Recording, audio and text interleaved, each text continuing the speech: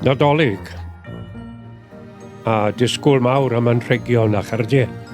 I 3 pherson yn rhe Caerfyrddin, bu dathliadau arbennig a chardiau diri wrth i bod yn dathlu penblwydd nodedig yn ddiweddar. Roedd Brynley Enoch, diacon anrydeddus yn Hiol Awst, yn 100 oed. Nancy Hayes o'r Priordy yn 90 oed. Ac yn 80 oed eleni, Rhian Evans. Derbyniodd y 3 anrhegion, ond beth am yr anrhegion nadolig awson nhw yn blant?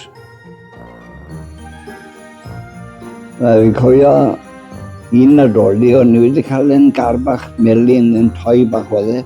Racing car bach oedd e, mae tin oedd y mecyn a cyn y corgydd. A o'n i wedi enjoyo hwnna, beth sy'n warau hwnna am sbel. A dwi'n hwnna a fale a oranges o'n gael i nadolig yn dweud. Am beth i gomig, Rupert oedd yr adventure mwyaf parnydd cwrs a Desperate Dan yn Bino. A nes yna fi'n cofio cael beic dyn nhw. Ond nhw'n wedi tynnu'r beic yn rhydd a gwato o dan y gweri.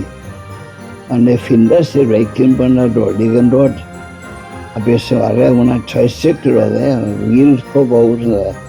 A wedi dibynnu a hwnnw. Dyn nhw yn rhydd. A wnaethon nhw gart i fi a dod i'r wheels ar y cart. Wel, roedd hi'n adeg digon llwm arno ni am anrhegion, achos wrth gwrs oedd hi'n adeg y rhyfel. Y dogni a'r bopeth wrth gwrs rasiwn ysma. Nid gan fy rhieni oedd hwn, oedd na iddewon bach yn aros ym Mhlas Bronwydd ac oedd mam un o'n nhw wedi dod i aros i weld i phlentyn.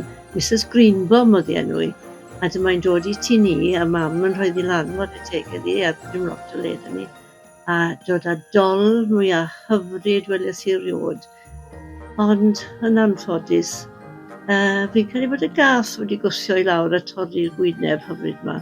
Felly fe droiodd llawenydd yn ddagre. Merch fach iawn o'n i yn union ar ôl y rhyfel a doedd ddim llawer o bethau i gael yr adeg honno achos oedd na rosiwns ac yn y blaen. Ond oedd na hosan fawr iawn ar waelod y gwely bore dydd Nadolig a dad yn gwisgo sanau gwlan môr oedd e'n prynu nhw ar y farced ac un o'r rheini oedd ar waelod yng ngwely fi ac yn y gwaelod oedd na oren bach a wedyn falle fydde yna gnau a wedyn fydde ambell i lyfr bach. Nhw ddim yn llyfrau lliwgar iawn y bryd hynny a wedyn nhw'n cofio pa iaith o'n nhw chwaith. Ond hefyd oedd na gyfleth a mam yn dod o'r gogledd a dyna'i gair hi am daffu triog. Wel, oedd hwnnw blasus te.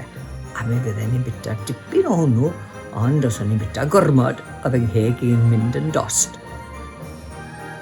Tybed, be fydd yn hosanau Plantos 2024? Nadolig llawen i chi gyd.